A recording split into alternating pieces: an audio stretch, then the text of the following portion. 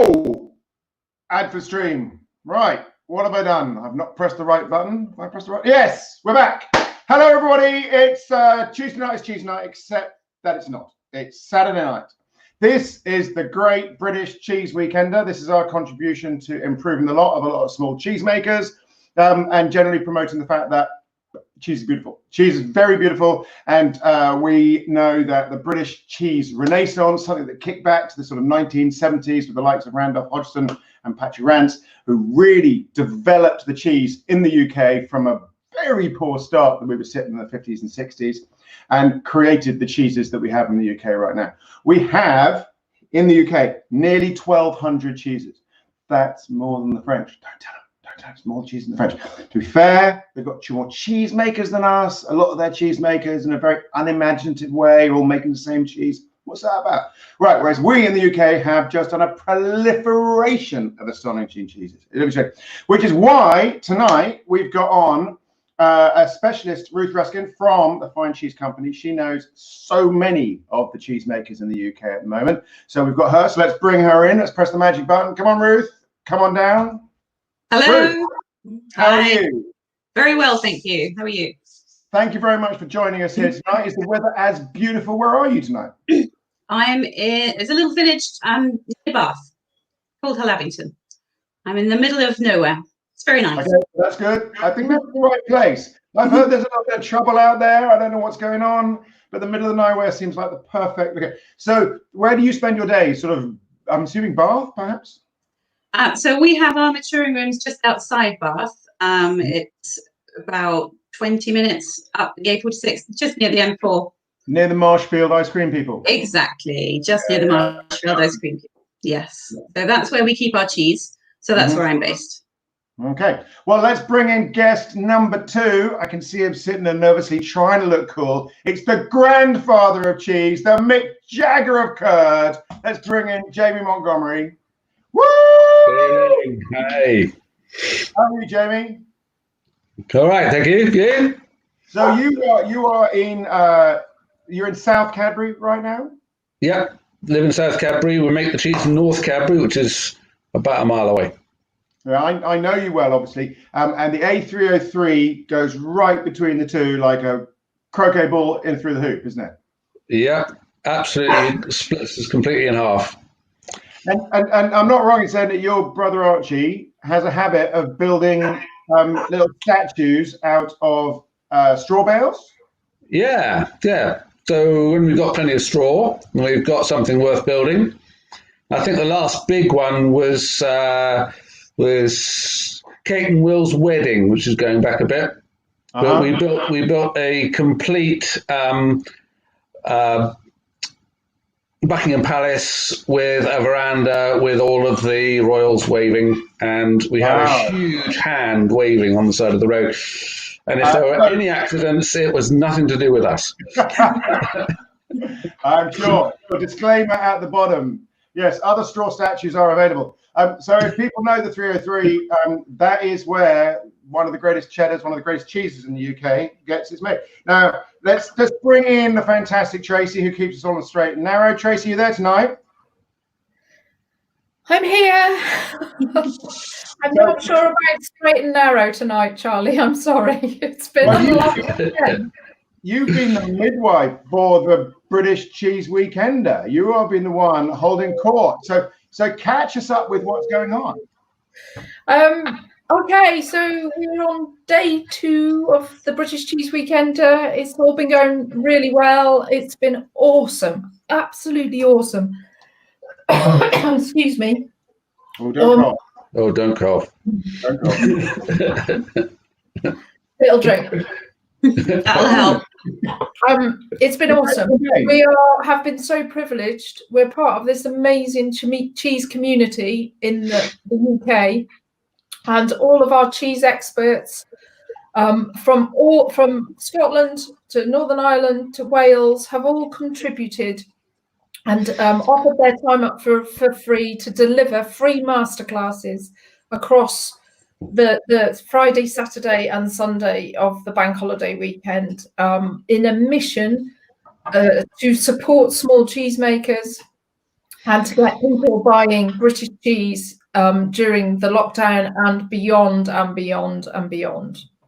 So this is the brainchild of Pat McGuigan, is that right?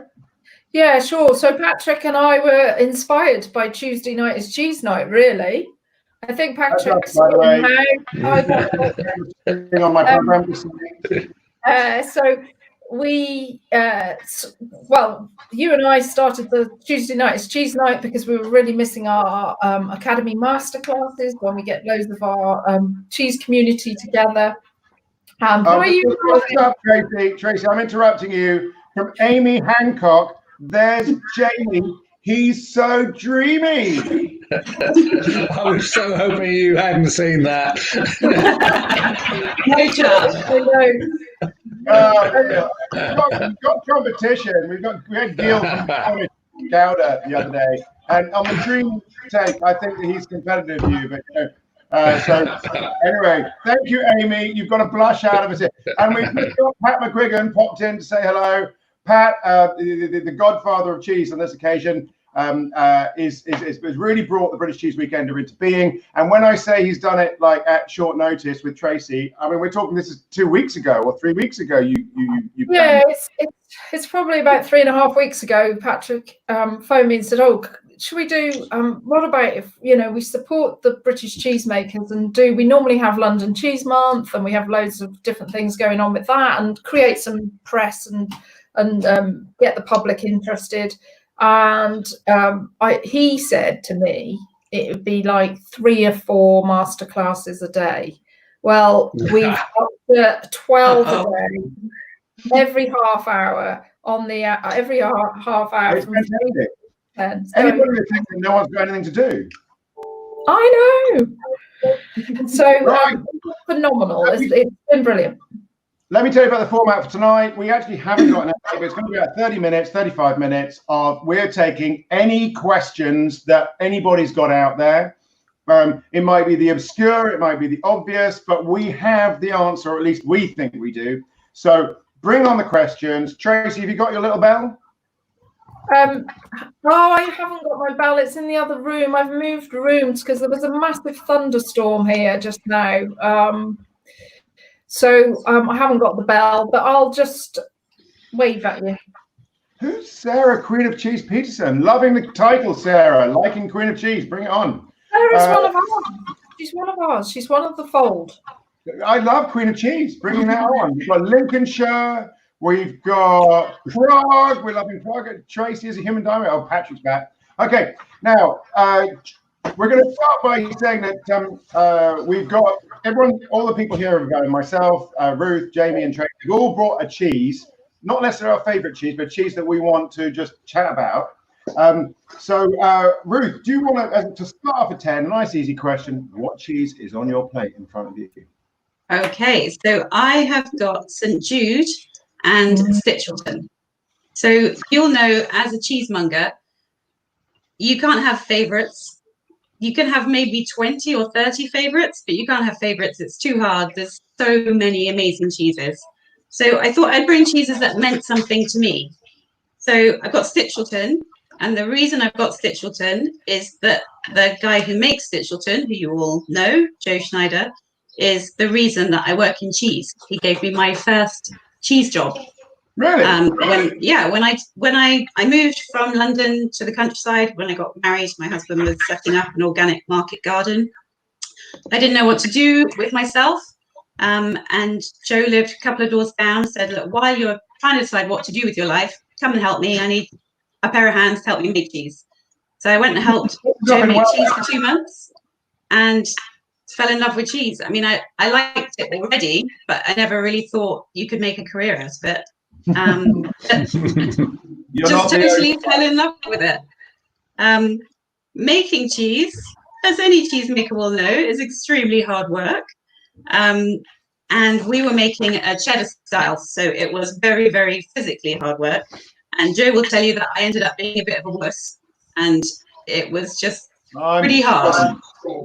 So I moved into buying and selling cheese because you get all the fun of trying all the different cheeses and getting to know all the different people.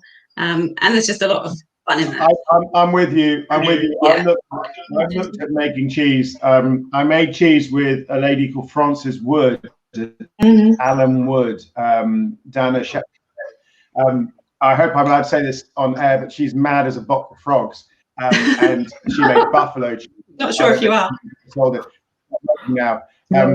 Extraordinary. The one thing I learned was let's sell cheese. That's got to be easier. I love selling cheese. That's a lot of fun. And then the other St. Jude I brought because if I were to be a cheese maker again, that would be the cheese I would like to make. So it's one of my favorites, but it's just the one that I kind of feel a real affinity with in actual making of it. Not great, is it? You can't really see. No, that's good. It's little, it's wrinkly, it's delicate. Stop talking to Jamie like that.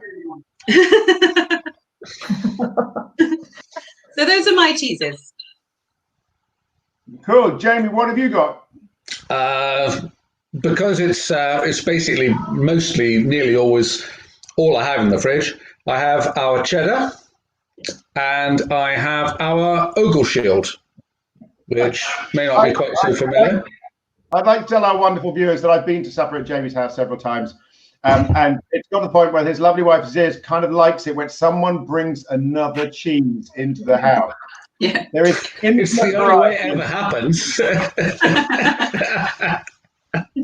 I think Tracy, you've got a particularly nice non-cheddar there. Yeah, sure. I've got a question for Jamie though. While he's in the zone. So Kevin is asking, what rennet do you use? You may not want to answer the next one. Where do you get it? What makes you decide which rennet to use? Yeah, great question. We, if we represent anything, given it the same business doing exactly the same thing that my grandfather did, we continue to use calf rennet because I believe it just does give us a better flavour. It's a Danish company that make it. I believe most of it comes from New Zealand. Wow, that's where it's made. But it is what my grandfather would have done for certain. Still used enormously all across France, and because we are probably the most traditional of all the traditional cheddar makers, I feel it's quite important to hang on to the deeper fundamental things that my grandfather would have done, especially things where we all do actually know it does make a difference. Definitely. Ruth, you see a lot of cheesemakers. Are people still mostly using calf rennets, or are they using vegetarian rennets in one form or another? I would say most cheesemakers use vegetarian rennet, but a lot of the very, very good cheesemakers use animal rennet. Now that's making judgments, which, it's tricky, I know. But I think a lot of people use vegetarian rennet as a commercial decision. It means it opens their cheese up to more markets. And a lot of people don't feel it makes a difference, but I know a lot of people passionately do believe it makes a difference, and they really do prefer to use animal rennet. Well, it's a very interesting case of Bill Stansfield, wasn't it? Yes. When he was using vegetarian on his Cornish blue, and very successful. But when he moved up to calf rennet, he then won the World Cheese Awards within, I think, 2 or maybe 3 years of making the transfer. Yeah. So, well, then he carried on doing both because there's still a big market out there that want the vegetarian rennet. So he was doing both, but we were buying only the animal rennet because it's quite rare that you get to do that sort of blind tasting of, in theory, the same cheese, one with vegetarian rennet, one with animal. But in Phil's case, the Cornish blue with animal rennet was definitely, it was better. It was deeper. It was richer. It was more biscuity. There was some really good flavors going on in there that you didn't get with the animal rennet. Sorry, the vegetarian rennet. Yeah. He Could have thinks been it that takes, variation, but it was noticeable. he thinks it takes I 2 think I'm to right in 3. saying a few years ago, when the Specialist Cheesemakers Association did their Stilton visit to the whole area, my memory of the dinner was a tasting that Randolph got done of making Colson Bassett with animal rennet. And we all tasted it and we all went, wow. Can I say that Randolph is Randolph Hodgson, the founder of Neal's Yard Dairy, just for those who don't know. And I'd like to add there, it's good that you do have one memory of that dinner, Jamie, having seen you drink. So it was quite early on in the dinner, obviously. The rest is a blur. Yeah. So back to you, Ruth. Are you familiar with any British cheesemaker using the cardoon or the vegetable, the thistle rennet? Well, Mary Holbrook used to use a really traditional cardoon for her cheese cardo. But there's also people using slightly more refined versions, which you're not actually buying the stamens and soaking them yourself. You can buy the powdered. And yes, there's Cinedin Hill by Norton and Yarrow, which is a really stunning cheese. And also Charlie Westhead at Neal's Yard Creamery has started doing that as well. Because before the program began, I asked you one of the most innovative cheesemakers, who are the new kids on the block, and you mentioned Norton and Yarrow. Who are they? What are they doing? So Norton and Yarrow, they're based just near Oxford, and they started making cheese 2014, so not very long ago. They just made a big lifestyle decision to change what they were doing, buy a couple of goats, and started making raw milk cheeses. Their first one was Cinedin Hill, and they're building up their own goat herd, and meanwhile buying milk in as well. So they're trying to sort of increase the ratio of their milk to bought milk all the time, and they're getting higher and higher now. I think they've got about 100 goats now, and they started with 5 or 6, and they've had 2 children along the way as well. So they're very, very busy, I'm sure. It's a busy life being a cheesemaker and keeping your own animals. And I'm sure Jamie knows. That does bring us to the subject of raw milk. I mean, Jamie, you've been using unpasteurized milk from the get-go for 115 years or whatever it is you've been making cheese now. Absolutely, yeah. So if it ain't broke, we try not to fix it.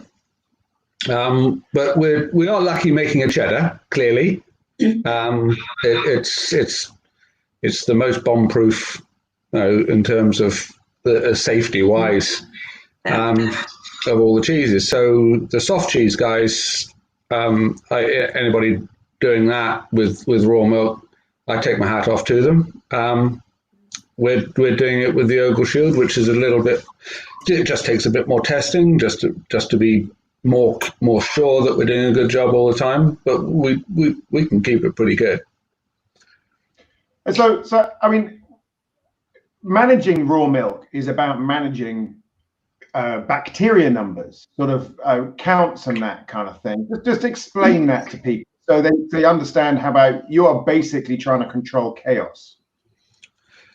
Well, I keep going back to really the fact that if our milk was sterile, there wouldn't be any point in using raw milk. So you're right, we're trying to manage the chaos, but we want a load of chaos. But what we don't want is anything in there that's got in there from not really the cow.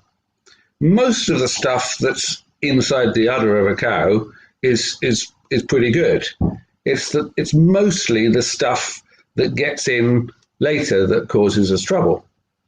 And so managing that chaos, we want flavors from the milk. It's what gives complexity to our cheeses. And so we want our cheese to contain lots and lots of lactobacilli, which live inside the udder, all the sort of bugs which give us great flavors, and our milks are full of those sorts of bugs. And we've done trials of looking at how many different types of bacteria in the milk, and we love the fact that there's lots of different ones. But keeping a tabs on the ones that aren't supposed to be there, that's our job. And Charlie, you said control chaos, but I kind of think you're harnessing it. You know, you're not trying to control it, damp it down, keep it like. I'm a chaos fan. You know, there's great stuff in there, and that's what you're harnessing, bringing it in and developing it on. That's the goal, isn't it? I couldn't agree more. I'm a huge fan of raw milk, but I think that there are so many avenues to bring flavor into cheese. Sometimes I think that it's overemphasized.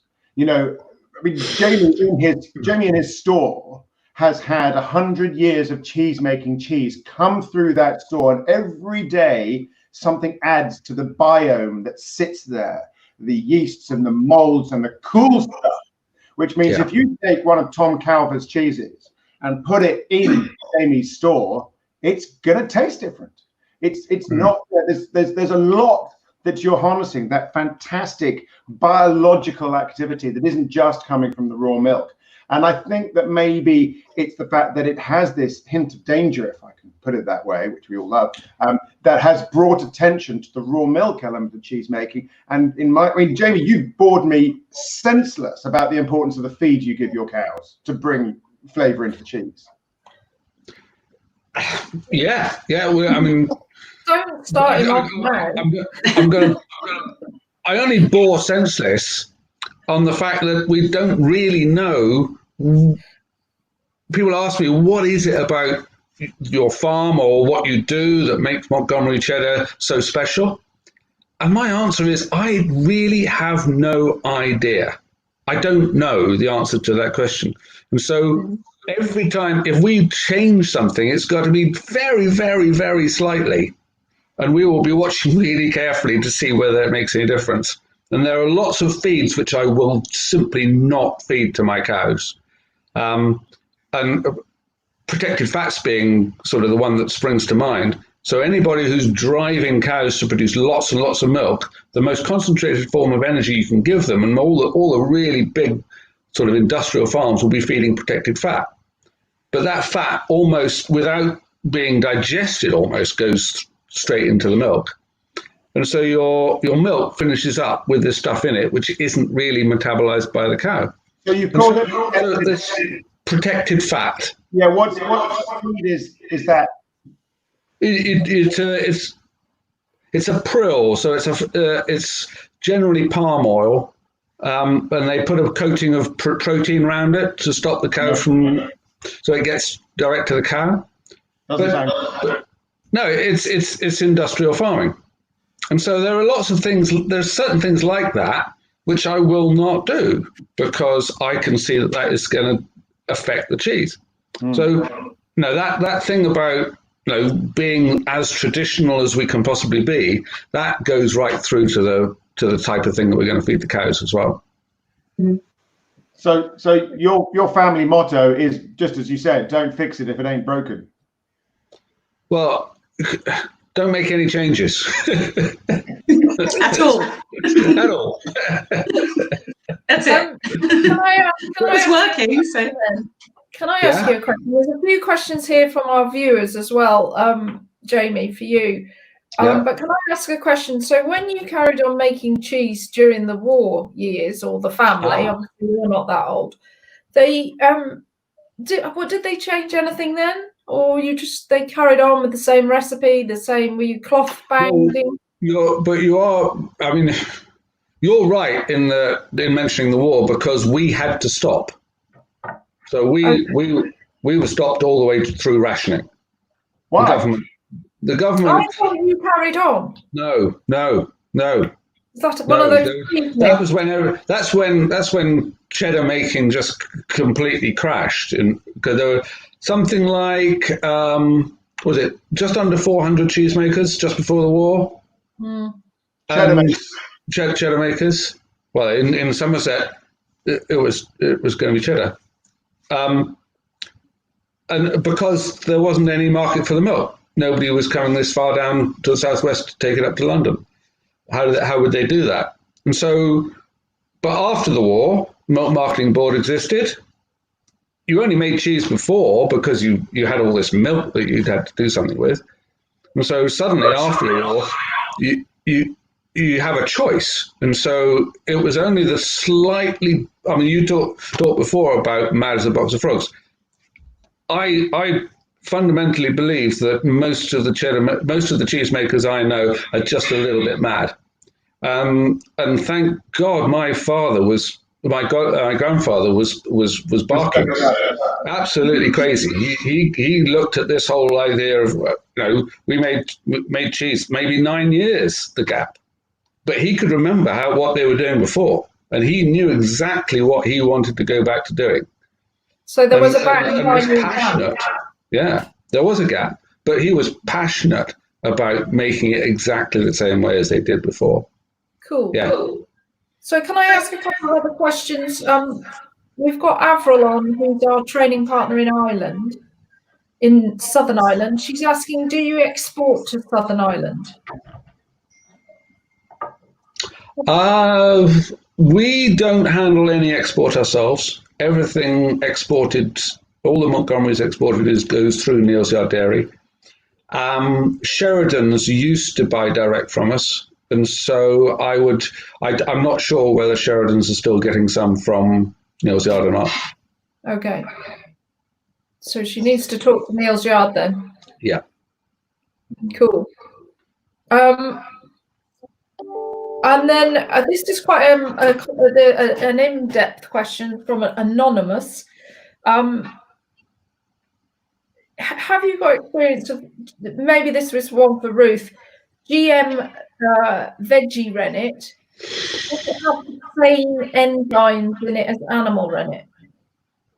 Well, so it produces chymosin, which is it's created in the laboratory, and it does the same job. Jamie, do you know if chymosin is exactly the same enzyme that's produced in animal rennet? I don't know if it's exactly the same, but it's certainly similar and does the same thing. So with animal rennet, it'll be from the stomach of the calf that hasn't been weaned yet. So it's only ever consuming milk, so it has to break down milk. So with animal rennet, there's the enzyme that's inside the stomach. And then with the laboratory made rennet, they've just managed to create the same enzyme within the laboratory environment. So, yeah. Do you want more questions? Sorry? Do you need a couple more questions, or sorry? I noticed somebody asking where the flavour comes from in pasteurised cheese, because I do think it's important to say that there are incredibly brilliant pasteurised cheeses. I wouldn't deny that. So, your Colston Bassett and your Tunworth and your Roll Right are all pasteurised cheeses, and they're brilliant. So I think the quality of the cheese is very dependent on the skill of the cheesemaker and on the choices that they make. They're having to choose what starter cultures to put in the milk to create their cheese.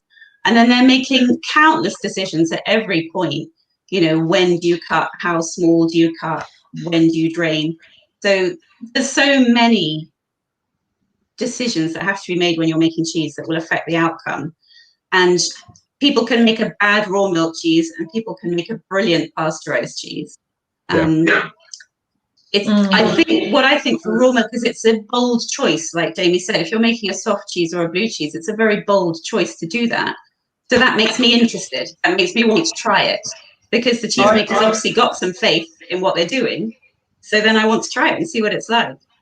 I lean in on this. I think that raw milk really has the biggest impact in long keeping cheeses. I think the like the cheddars is where it's at. And the reason I think that is that while those young cheeses are very difficult to make and really challenging in lots of ways, there are so many other flavor influences at that age, I think, that you can and things you've got to control, that it's not as important. If I was to say what's the most important place to preserve raw milk, I think it's in the cheddars. I think it's in the Gruyères. I think it's in the Cheshires. I think that. I don't agree. You don't agree?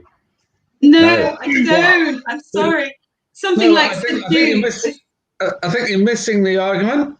I think there's a huge difference between the cheeses which rely on the milk for most of their flavour, and there's a whole lot of other cheeses where the things that we do to it, the conditions we keep it in, influence the flavour so much that it is less important. I think Ogleshield is a really good example of that. We make a lot of pasteurised Ogleshield because it makes it just a lot easier to export. And I don't think there is as much difference between the pasteurised and unpasteurised Ogleshield as there would be in cheeses which are not washed, for instance. You go washing the rind of a cheese. It's made from Jersey milk anyway, so it's much creamier. Yeah. We only keep it for 3 months. We're not looking for a lot of flavour inside the cheese other than the creaminess, which is there anyway. And then we go washing it. And so we've got all that lovely pungency that we can create whether it's pasteurised or not.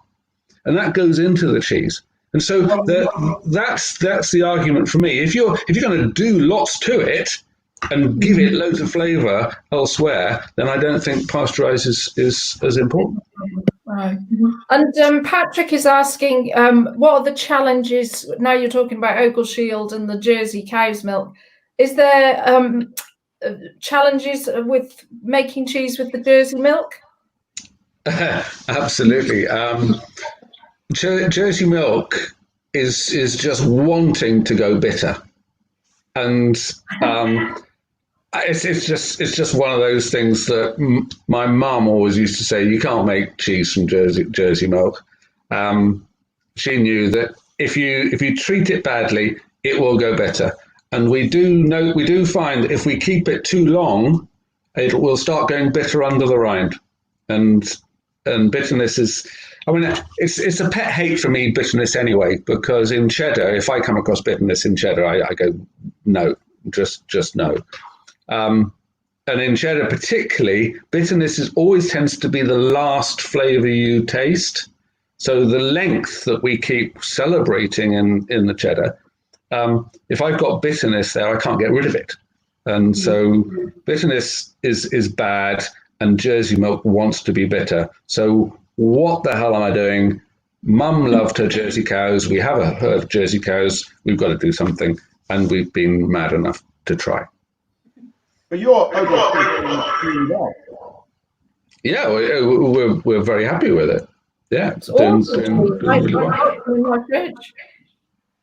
Yeah. We've got another question. I think this might be quite a nice one for Ruth, actually. Louise is asking, do you have any recommendations for enjoying cheese in seasons, by season, so at the moment? Well, there are cheeses that are just seasonal, but not very many of them. So, we all know that you love your Vacherin Mondor at Christmas. For me, the seasonal thing, yes, the cheeses vary throughout the seasons, but I think it affects me more as in what I want to eat. So in spring, I really want to eat those lactic cheeses, the lovely, bright, fresh cheeses.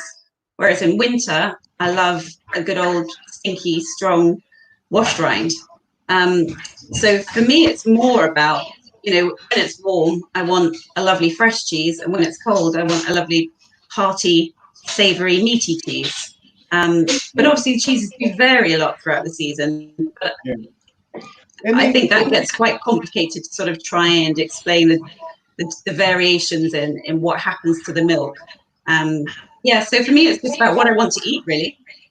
We did some research recently with the Academy on Cheshire, and there was quite a lot of writing about the meadows that ran alongside the rivers up in those areas where they were drawing their milk from. And those meadows were really only accessible in the summer.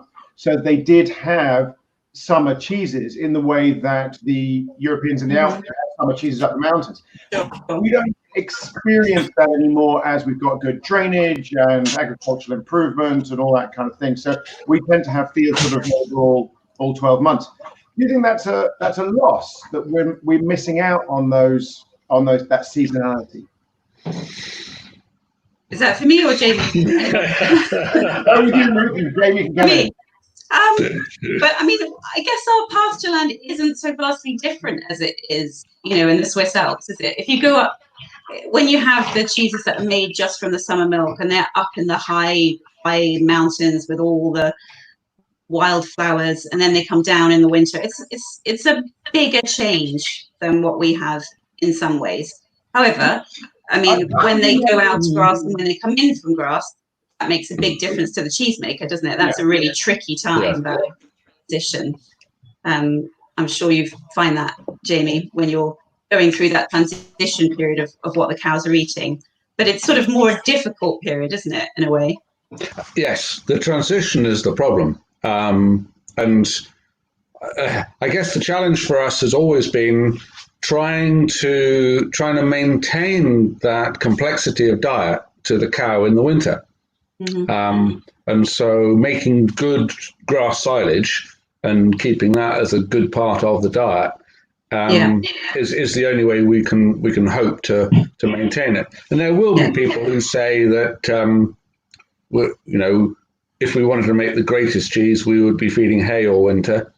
But if we did that, we would lose a lot of colour in the milk because the hay tends to be much paler in the cream. Mm-hmm. And frankly, we would make most years we would make terrible hay, which is my mother was asked by an Italian who came over to check what we were doing, and he asked, did we make good hay? And Mum sort of looked back and said, yeah, of course we made good hay. Once every 5 years. Yeah. We just don't have the climate for it. Really terrible. Yeah. Jamie, do you ever make bad cheese? Absolutely. Yeah. No, we will make cheeses that I find disgusting. Hopefully not much more than 3 or 4 a year. But if we're not making some terrible cheese, I firmly believe we're not trying hard enough. If we're using raw milk, as I said before, we want that chaos. Every now and then, that chaos is just going to get out of our control, and I've got to live with that. And the industrials go to great lengths to make sure they never make a bad cheese. That's not my thing at all. I think the only way we're ever going to make great cheese is by occasionally making a bad one. I find that really interesting, because that really suggests that in the balance between art and science, you're an artist. Well, we try and think of ourselves having a bit of science, but there's a whole lot goes on in milk that we just have no idea. Yeah, you're right. It's try and treat the cows right and hope that it works. Yeah. So 3 or 4 times a year, what do you do with the cheese? Charlie's going to wheel it and deal it for you now. If it depends a bit how much it has annoyed me. If it annoys me enough, I have been known to come up with creative ways of getting my own back on it. Okay. Okay. That sounds intriguing. Okay. Cheese Night fans, we're going to follow up on this and see if we can find out what exactly Jamie does to cheese that really gets his wick, and we'll see what we find. Yes. Okay. Ruth, do you find this with other cheesemakers? Is that the more they reach for the skies, the more occasionally they trip over a daisy, the cheesemakers? Yeah, I think that's true, because if you're looking for standardization and consistency, then you can do it. You can make a cheese that's fine, that's okay, and it'll be fine next week, and it'll be fine the week after. But if you're going to try and make cheese that's incredible, that's not easy. So there will always be times when it's not quite so good. And as a cheesemonger, I think you have to be quite sensitive and understanding. So sometimes the cheese just isn't good enough to come to us. And it doesn't come to us, not sure what happens, but there we go. But then the cheese that does come to us, it will change. Sometimes, let's say a soft cheese, sometimes there'll be a little bit of problems with the rind. Maybe it's a little bit overreactive. Maybe there's a little bit of slippage. If it's not too much, if it's manageable, and if we can explain it to our customers so that they know what they're getting, so they're not, disappointed, I think that's fine. You're getting something amazing. Sometimes it's incredible, and sometimes it's good. It's never bad. The bad stuff doesn't reach us. No. I'm sure there is some bad stuff. Only show it to you, so. We doesn't get as bad stuff. Drink-based questions. Oh, we're going for this one. Can we have this? It's like, do you think that climate change is going to affect our cheese making here in the UK? Probably more for the cheesemaker than me. Okay. Who knows? Hey. Who knows? Yes. That's my first thought would be if we finished up with a much more Mediterranean climate, we might finish up making a lot more hay, and that would affect what we can make. I dabbled at making a sort of Gruyere type cheese, and we discovered that the attrition rate on that was something like 50% of it blew up like footballs. And I see another question there about blowing in cheese, which it tends to sort of be the story with silage. We have had, but cheddar is different. Cheddar has, for 100 or so years, been made with silage, and I suppose the fact that it's cloth bound, the reason we cloth bind a cheddar is because we want it to breathe, and so if we get a bit of gassing going on inside it, it's got to be bad before it actually blows up. The ogle shield, on the other hand, if we get the wrong bacteria in there, it will go like footballs. And we've seen that, and we were able to trace that straight back to the management of the silage pit. And bad silage, yep, it's bad news. But then so's bad hay. So if we were to get hotter summers, Jamie, you remember that very hot summer we had a couple of years ago? Did you end up with not enough pasture for your cows in the summer when the grass was so dry, or was it okay? We were okay. Yeah. I know, but then maybe that's why cheddar making was in Somerset, because we've got that west facing. If there is any rain at all about, we'll catch it. Yeah, so it's probably the cheesemakers on the reef might have suffered more. Yeah. Mm. And we don't absolutely rely on grass as our only forage either. I do grow a bit of maize, and so in a year where we get a bit less grass, the maize does well. So we're trying to manage our way through that. If we are going to get drier summers, we can sort of match it by growing something that likes the dry. Okay, well, talking of being dry, we've got another question here.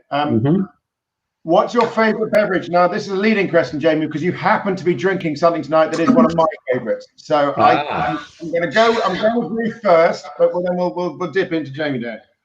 Right. Okay. So on our farm, here in Somerset. What? Ruth's going first. Oh, Ruth's going first. Sorry. We know what you're drinking, Jamie. It needs to go last. Okay. Well, if you're you know that if you're eating lots of different cheeses, it can get a bit complicated what you drink because different things go with different things. So yeah. I've gone just fairly simple, a nice white, lovely chilled white, but she'd gone for an Austrian. So it's quite sort of big flavored and floral and peachy. So for me, it's going to go with the lactic St. Jude, but it's also going to work with the blue Stilton, because I don't think a red would work with St. Jude, and a really sort of lovely crisp white wouldn't work with the Stilton. So I've gone for a sort of big peachy floral white. You've got Stilton in front of you, which is a good example of what Jamie was saying earlier. A raw milk Stilton, if we're allowed to say that out loud. We're not. No.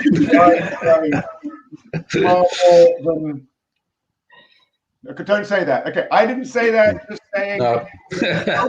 Style, method Stiltonese, whatever the phrase is. Method Stiltonese. The chaos that we've been referring to, bring that in Stilton with raw milk, and like, not allowed to call it Stilton. Just saying that a second time, just in case everyone sues me. That is an example of a cheese that really goes like that, and when it's on song, it's awesome. Yeah, no, absolutely. It can be totally sublime. It's a challenge. So it's not it's not an easy day at the office every day for Joe when he goes in, because it's a challenge. You've got to keep your wits about you, and you were saying about art and science. There's a lot of instinctiveness, but I think Joe's done a huge amount of research as well to really understand his milk and understand the process of making the cheese. But yeah, it's volatile, but it's stunning. So. Okay, what I'm drinking. I bought a few bottles of this a while back. It's a Languedoc Picpoul, and I've slightly fallen in love with it. I don't really like acidic wines, but this has got really nice liminess, which is one of my favorite flavors, and I'm absolutely loving it. But the cheese I'm having today is a pasteurized cheese from Cornwall. Okay, you guys will get that straight away. Cornish Kern. Cornish Kern. Catherine Mead, recent invention. I think she kicked off, it was 2013 making this, but this is a washed curd cheese, sort of kind of like a grandchild of Gouda, although that's probably not fair. And it won the World Cheese Awards in 2017. Am I right about that? So this was a proper zero to hero cheese, and she had problems with blowing. Jamie, do you remember this? Yeah. Maybe you didn't hear it as well. So she had silage issues that blew up and she had to go back to the drawing board and remake her cheese. But when you are starting a new cheese, that's what great cheesemakers do. They work with the seasons, they work with what they've got, and they overcome and they achieve. And she really very much achieved.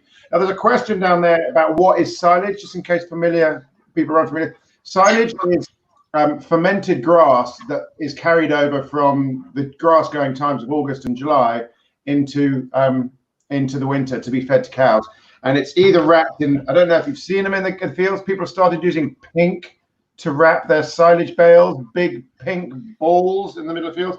Black is the traditional color, but Jamie was saying that you use silage clamps, don't you? So yes, we especially for making cheese, we would always only feed clamp silage, something that we put into a concrete sided bunker, and we can drive tractors over it to squeeze as much of the air out as we possibly can. Because clamp silage, you can get the acidity much better and much quicker than in a bale silage, and so you tend to get a bit of listeria in bale silage. Certainly when we feed, we do make bale silage for the calves, and they can get listeria in their eyes as a disease, and so they're picking that up from this because it doesn't pickle quite as well as in the bales. So just to make sure that everyone's clear about this, we're using bacteria to break down and preserve the grass. That's what silage is. Yeah. So the bacteria produce lactic acid. Let's go back to what you're drinking, Jamie, because this is one of my favorite all-time drinks made in the UK. Well, it's not actually made by us, but it contains some of our apples. So on the farm here, we have cider apples. And I don't know whether you can read that. It all looks a bit sort of Right, shiny. Yeah. Good. But it's called Pomona, and it's made by the Somerset Cider Company, and they make a brandy, and so they make this in the same way as they would make a port, and so it's not cider, which is all fermented. They take selected apple juice and mix the fresh eau de vie, the pure spirit with it, and then put it in oak barrels for 3 years. And so it comes out much more like a port. It retains the appliness with a nice bit of alcohol heat, and the age sort of smooths it right out. And so there is a sense of terroir. It's really, really, when you're drinking that at room temperature, because I've drank that with cheese when we've been camping, chilled, and it's beautiful. Well, I don't want to get. It's different. It's completely different when it's chilled. Yeah. Yeah. No. Yeah, it is. You don't chill Pomona. You don't chill Pomona. You chill the other one. What's the other one called? Kingston Black. Kingston Black. You chill Pomona. You chill the Kingston Black. You chill the Kingston Black. If you chill the Pomona, you sedimentize out the apple, and you get that sediment down the bottom, and it loses the flavor. So no. Yeah, Not if you drink it fast enough. I don't know how quickly Tracy knocked it back. People rarely say I don't think drink things fast enough. I'm just saying Tracy might drink it before it sediments, you know. Yeah. And I'm sorry, sometimes when you're camping, you have no choice. It is chilled. Yeah. Okay. Well, on that argumentative note about something other than cheese, Tracy, do we have any final questions before we sign off tonight?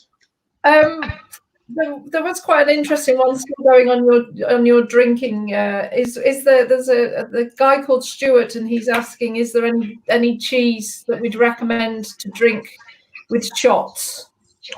I saw that. Archie, yeah. I think Charlie's going to answer this one. Does he have the most experience? Yeah, right.